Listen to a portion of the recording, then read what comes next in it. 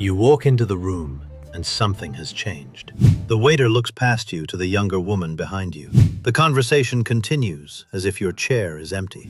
You go to speak, and somehow the words land a second late, as if the world took a moment to remember you were even there. You're not imagining it, and you're not being dramatic. Somewhere after 40, a woman can begin to feel like she is slowly turning invisible.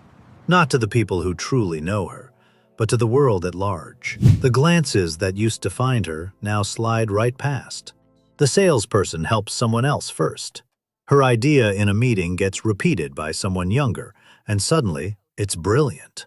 And the quietest, most painful part is that no one announces it. It just happens. One day you simply notice that you have faded into the background of a room you used to walk into and own. Here is the first thing you need to know. This has a name. Psychologists call it the invisible woman phenomenon. In surveys, many women report that they first begin to feel unseen somewhere in their late 40s. So if you have felt this, you are not broken, and you are very far from alone. Millions of women are feeling the exact same thing right now, and almost every one of them believes she is the only one. But why does it happen? Why does the world seem to quietly stop looking? To understand it, we have to look at three forces working together, and none of them are really about you. The first force is ancient. For most of human history, human attention was wired to track youth, because for our ancestors, youthful cues signaled fertility and survival. This isn't romantic, and it certainly isn't fair. But the human eye was trained over hundreds of thousands of years to snap toward those cues automatically. It is a reflex, not a verdict. The second force is cultural. Decades ago, the writer Susan Sontag described what she called the double standard of aging. When a man grows older, society tends to read it as distinguished, experienced, powerful.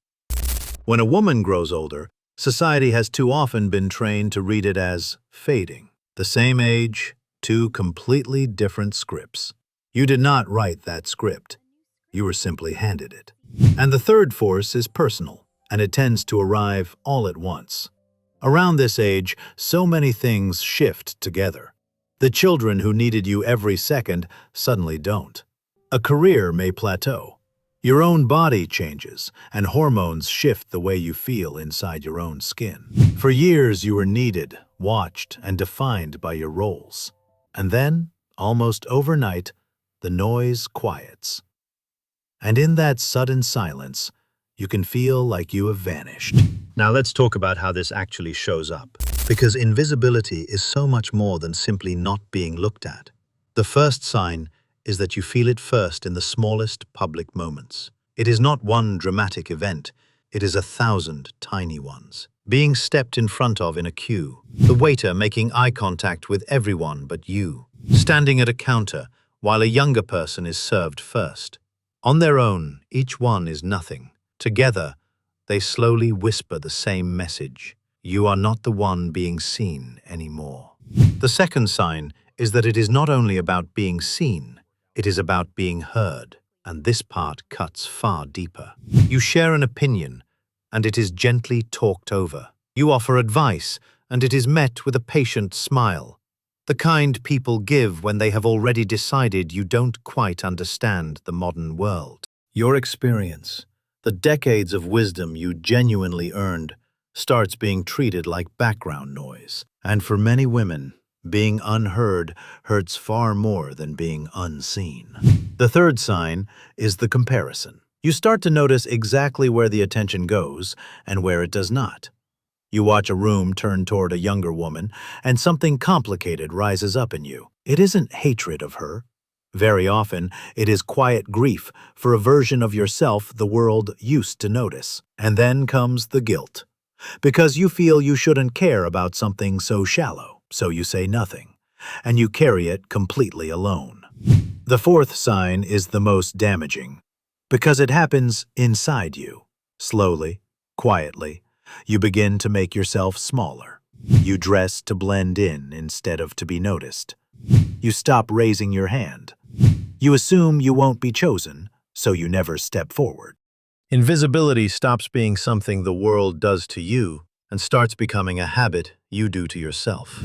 And that is the moment it becomes truly dangerous. Because a woman who expects not to be seen will slowly stop showing up at all. And the fifth sign is the loneliest one of all. It is a grief that nobody allows you to have. If you try to speak about it, you are often told you are being vain or dramatic, or that you should simply be grateful, so you learn to swallow it. You smile, you carry on, and you grieve something painfully real in complete silence, while everyone around you assumes you are perfectly fine. And here is what makes all of this so heavy. Being ignored is not a small thing to the human brain. Studies on social exclusion have found that the pain of being left out activates some of the very same regions of the brain as physical pain. Your brain does not treat invisibility as a minor inconvenience. It treats it as a genuine threat, because for our ancestors, to be pushed out of the group was to be in real danger. So when you feel that quiet ache of being unseen, that ache is real. It is not weakness. It is your brain doing exactly what it was built to do. So let me say this to you as clearly as I possibly can. The fact that the world's gaze has moved is not proof that you have lost your worth. It is proof of how shallow that gaze always was. And now for the part that changes everything. Because there is another way to see all of this, and once you truly understand it, it can set you free. That attention you feel you are losing, it was never really yours to keep, and it was never truly about you. It was about being watched, evaluated, and measured against a standard you never agreed to. For decades, so many women live under a constant, quiet pressure of being looked at and judged. And what feels like disappearing is, in truth, the moment that pressure finally begins to lift. Think about what becomes possible on the other side of that gaze. You can walk into a room and not perform. You can speak without first calculating how you look while saying it.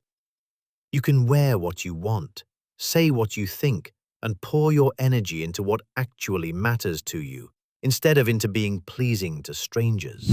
This is why so much research finds something surprising. Women often report that their happiness and their confidence begin to climb again in their 50s and beyond. Not despite the invisibility, but partly because of the freedom hidden inside it. The years when the world stops watching so closely can become the very years you finally stop watching yourself so harshly. This is when many women build their most honest friendships, begin the thing they were always too self-conscious to start, and become, for the first time in their lives, completely themselves. What the world called invisible was actually unleashed. So what do you actually do with this? Here are 3 shifts that change everything.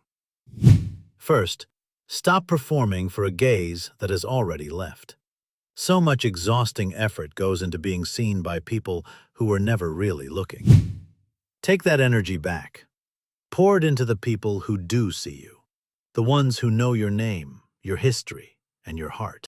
To be deeply seen by a few is worth infinitely more than being glanced at by many. Second, learn to see yourself.